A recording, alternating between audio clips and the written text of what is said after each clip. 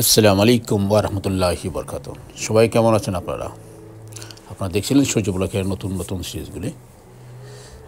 আজকে আবার চলে আসলাম আমাদের আর্মি মিউজিয়ামের আরও একটি পর্ব নিয়ে, প্রায় শেষের পথে। কারণ আমি প্রথমেই বলেছিলাম, কারণ টিকিট কেটে যখন ঢুকেছি মানে পুরোটাই আমি দেখব এবং কোথায় কী আছে নিজেও দেখব, আমি আপনাদেরকে শেয়ার করব।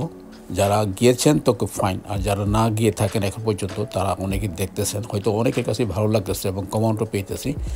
অনেকে জিজ্ঞাসা করতেছেন এটা কোথায় কী অবস্থানে আছে, কোন জায়গায় আছে এবং কত টাকার টিকিট ইত্যাদি ইত্যাদি। যাই হোক, আপনারা দেখে আসতে পারেন, খুবই সুন্দর, মানে এরকম একটা মিউজিয়াম থাকা দরকার আছে, যেখানে অনেক কিছু গেলে বোঝা যায়, জানা যায়।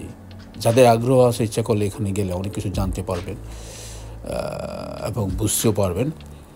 আমার যতটুকু ধারণা, আমি অনেক কিছু দেখেছি কিন্তু অনেক কিছু দেখি নাই, অনেক কিছু নাই এখানে, তো ওগুলো থাকা দরকার ছিল, জানি না কেন নাই। যাই হোক, খুব ভালো লেগেছে সব কিছু মিলিয়ে।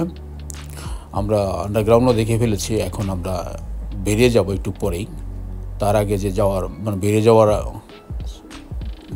যাওয়ার যে দেশের দিক দিয়ে কী আছে সেগুলো আপনাদেরকে দেখাচ্ছি এখন। এটা শেষ হলে আমরা নেক্সট পর্বে আপনারা দেখবেন যেন বাইরে কত সুন্দর, সেটা আমি দেখাবো। তারপর ইনশাল্লাহ যে আর্মি মিউজিয়াম শেষ হয়ে যাবে। আমি সব কিছু দেখাইছি আপনাদেরকে, যা কিছু দেখলাম আর কি। আপনারা গিয়ে দেখতে পারেন, ভালো লাগবে। নিজের চোখে দেখলে তো এটা অন্যরকম। আর আমি যতটুকু পেয়েছি প্রিন্ট ক্লিয়ার করে আপনাদেরকে এইচডি প্রিন্ট দিয়েছি, যে দেখে যেন বুঝতে পারেন এভরিথিং। যদিও একটু সময় লাগেছে সব কিছু মিলিয়ে এডিট করতে গিয়ে। যাই হোক, ফাইনালি শেষ হলো আর কি। আরেকটি পর্ব পাবেন, তারপর ইনশাল্লাহ অন্য কোথাও আমরা আবার চলে যাব, অন্য কিছু দেখাবো ইনশাল্লাহ। এ পর্যন্ত আপনারা অনেকেই সাথে ছিলেন এবং সাথে আছেন এবং আগামীতে থাকবেন, আমি আশাবাদী।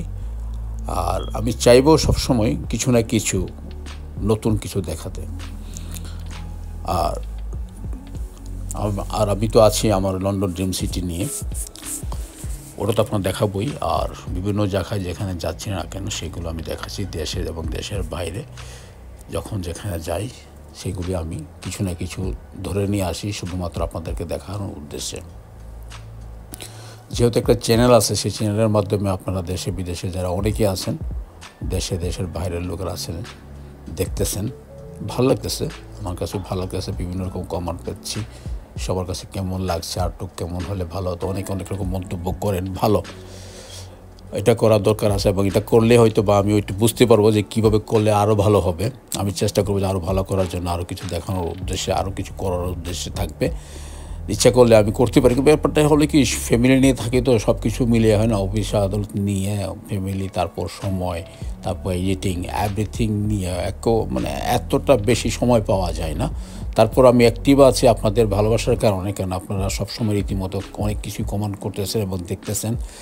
সে উদ্দেশ্যে আমি একটু আগ্রহ একটু বেশি। তারপর যতটুকু সময় পাই আর কি, যে আমি নিজে একটু রেস্ট নেব, ওই রেস্ট নেওয়ার ওই সময়টাতে আমি কাজগুলো করে থাকি সাধারণত, আপনাদের উদ্দেশ্যে আর কি, যেন আমি রীতিমতে প্রতিদিন কিছু না কিছু আপনাদেরকে আমি দিতে পারি, নতুন কিছু আর কি। চেষ্টা থাকে আমার এটাই, যে কিছু একটা দেই। কারণ সবসময় দিয়ে থাকে আপনাদেরকে, হঠাৎ করে আবার না দিলে আবার হয়তো আপনারা চিন্তা করবেন কী ব্যাপার, সূর্য ব্লকে কি অসুস্থ হয়ে গেলো কি না, অনেকদিন যাবৎ পাচ্ছি না, দেখছি না, অ্যাক্টিভ নাই, নানান ধরনের। যেটা আমরা এখানে দেখি, মনে করেন মসজিদে যখন নামাজ পড়তে যাই, প্রায় সময় অনেকে ঠান্ডা লেগে থাকে, জ্বর হয়, ওরা আসে না 2-3 দিন না দেখলে, তো আমরা একটা টেনশন থাকে কী ব্যাপার, ভদ্রলোক আসতেছে না কেন, উনি কি অসুস্থ, একটা খবর নিয়ে দেখি কী অবস্থায় আছে, কেন আসতেছে না, কী হচ্ছে।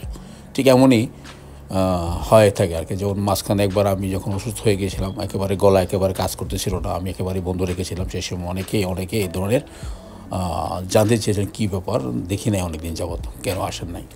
ঠিক এমনই হয়, এটাই হলো ভালোবাসা। যাই হোক, সব কিছু মিলেই তো আছি, আপনাদের সাথে আছি, এখনও আছি, থাকবো যতদিন পারি। এবার টাকা আসুক আর না আসুক সমস্যা নেই, বাস পাশে থাকবো ইনশাল্লাহ। আপনাদের ভালোবাসা আছে, আমিও আছি। সবাই ভালো থাকবেন, সুস্থ থাকবেন, আবারও দেখা হবে, আরও নতুন কিছু নিয়ে আসবে ইনশাআল্লাহ।